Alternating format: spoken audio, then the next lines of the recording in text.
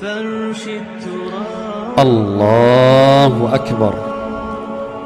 يضمني وهو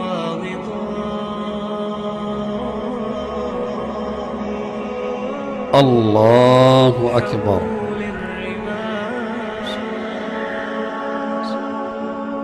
تلفني الله أكبر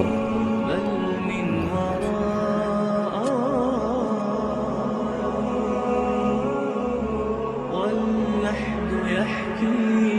الله أكبر فيها ابتلاء السلام عليكم ورحمة الله. السلام عليكم. جنازة سوى ويلكي راو أحمد وماركت مساجد كارونتي عن رجيني إيمان جري adeer diiriye colaad uu dhalay isagana halkan aan ugu tukanay wuxuu ahaa dadkii qubuurta iyo runtii aad uga shaqayn jiray dadka runtii aad ummadda hawl ugu qaban jiray buu ahaa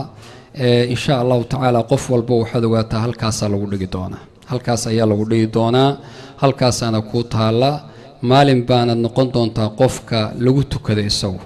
laakiin waxaa nasiib badan ayuha alaxiba qofka hela dadku tukada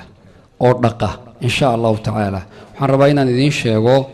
inaan samaynayno seminaar ku saabsan dadka diyaarka oo inay wax dhaqaan soo diyaar garooba salaada markaan ka baxno imaada waa la iclaamin doonaa haddii aan la idmo waxaan bixin doonaa insha allah seminaar inaan dad badan helo oo volunteer oo diyaaraan rabna oo qof walba oo aadan ka welwelin maalinta aad dhimato yaa ku dhaqi doona insha allahu tacaala salaadaasaa lagu tukan qabri baana kaa dambeeya aan u shaqaysanna halkaa qof walbow waxaa la rabaa intaad adduunka joogta baad camal iyo shaqo qabsan kartaa ummadda kalena ha la wada cafiyo ruux walbow qofkii maarata markuu geeriyoodo wuxuu ugu baahi badan yahay in la cafiyo weeye jazaakum allahu khayr فرش التراب يضمني وهو